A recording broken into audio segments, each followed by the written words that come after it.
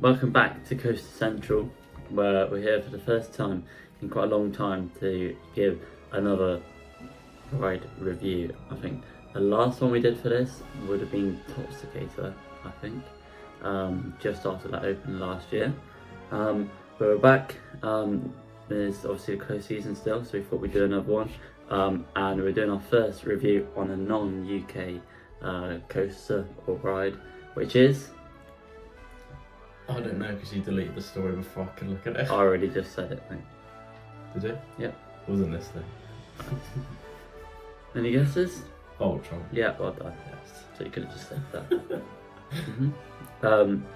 So Voltron Nevera, obviously a Max Striker coaster at Europa Park, which went on in June. Great trip that was, wasn't it? Yeah, it was good. The highlight obviously being Voltron. So yeah, in this review we're going to go through all of the ride, the different elements on the ride, the theming, the area, and then at the end we'll give it a final score. So yeah. So in terms of Europa Park, starting off, obviously, yeah, you like the park. Yeah, it's a nice, very nice park overall. You know, a lot of theming. Yeah, It's very big as well. I feel like without Voltron though, maybe there wouldn't really be a standout ride. Maybe Woden, but not like absolutely standout world class sort of coaster there. I don't know. I mean, I see people say that Woden's the best Woody in the world. So. Yeah, well, I think Voltron definitely a coaster to give Europa Park a ride with a bit more airtime. Because I don't think any of the other rides really give proper airtime. You could argue Silver Star gives you a little bit of that floaty sort of, which it does. But in terms of like strong ejector airtime, obviously that's what Voltron really gives Europa Park. So I think, yeah, it's definitely a ride that they needed in that park. Is there any other part that would benefit from like a Max Striker? Which parts do you think would look? On towers. Yeah, I could see a Max Striker there. That would be good. I couldn't see one at like Fort Park, really, so much. See like Intamin Blitz and like Fort I Park. think they've already got that in that coaster, haven't they? Yeah. I could see maybe a part like Park Asterix, maybe. Max Striker might be good there.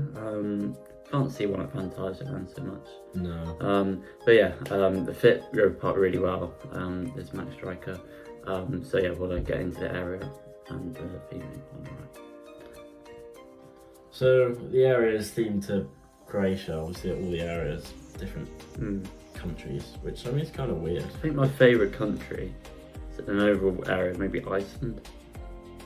Yeah, that's nice. Yeah, I mean, it's kind of weird that they theme them to countries. I mean, it's very unique, but yeah. Croatia, I guess.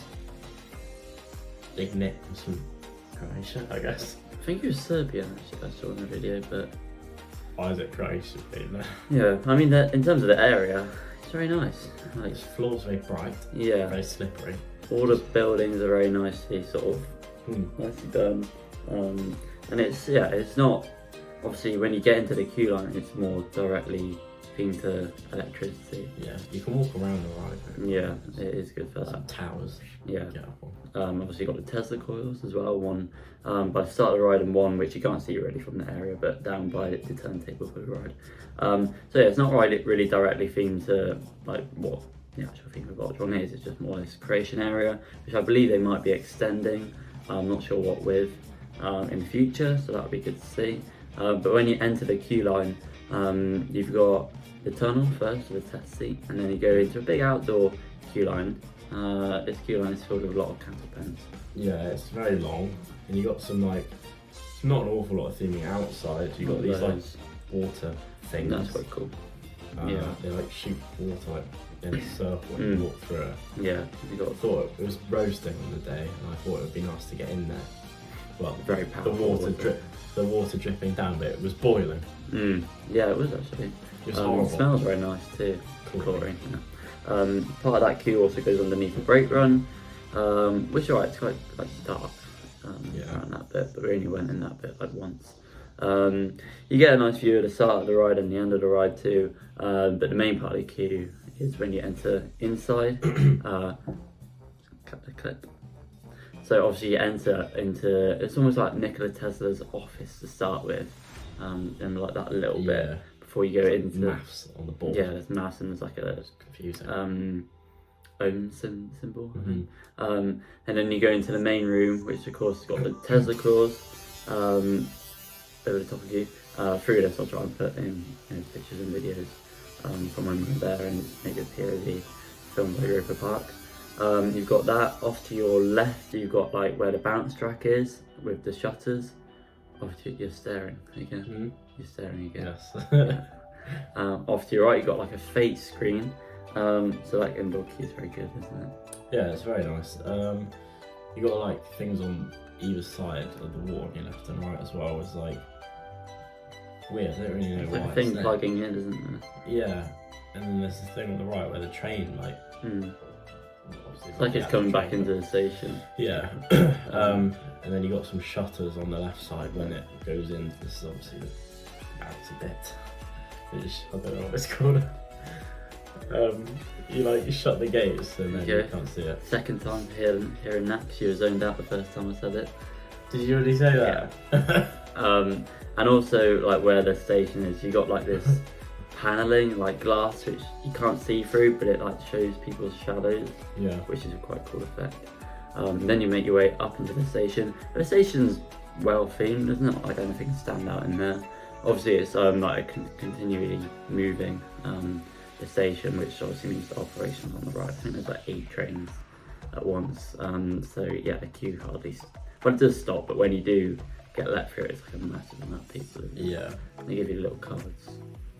That's for the lockers. And you sit down on the train for Voltron, and it's a very nice train.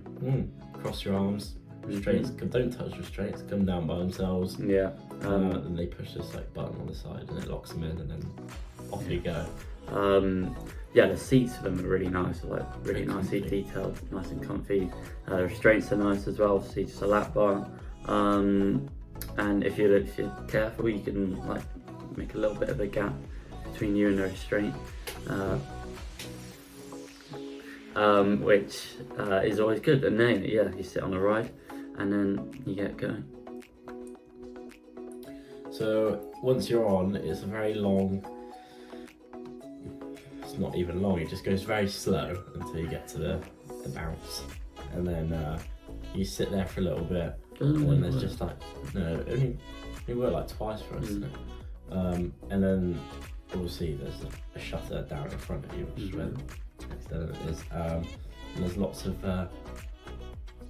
lightning and stuff, electricity, and then you bouncing, going along with the picture of it on the left of you as well. And then you settle down, the door opens, and then away you go. Yeah, into what for me maybe is it's definitely one of the best parts of the ride, maybe the best, and it is the world's only and first beyond vertical launch. So I think you launch at 105 degrees, and then all the way over into like an inverted top hat. It's just sort of a weird feeling. It's like it's got quite a bit of kick to it on the launch, I think. Yeah, it's not like that at the start. Yeah, obviously it loses a lot of its. It does, because you're going up. Because you're going up and backwards. Yeah, but it is a cool feeling, and then you get a really good bit of hang time on that sort of inverted top hat. Fall out. Yeah, and you're sort of staring down on the roof of like the queue line station. You make your way obviously all the way over from that inverted top hat into a very like high speed corkscrew, which is very good, very whippy. That's better. I think most of this ride is better on the outer seats. It's just a little bit like rattly on the outer seats. Yeah. But in terms of like getting whipped round, it's definitely better for that. After the corkscrew. I don't know the layout. So you got the first airtime hill. Speed hill, sort of. Yeah, it's like a little, very small airtime. It's very good. A lot of eject on that, and then you got 2 mid elements, which Inner ones. Yes. Yeah, they were right. at the back they're Good. like quite good because you get pulled around them a little bit more. Mm. So they're good.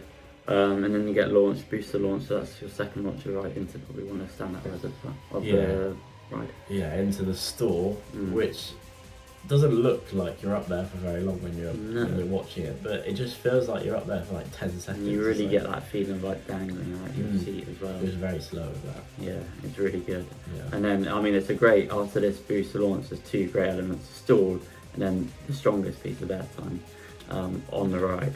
And it is just a traditional airtime hill, but it is like, it just sends you flying up against your restraint, which is obviously very good. Yeah, definitely the strongest bit of airtime on the ride.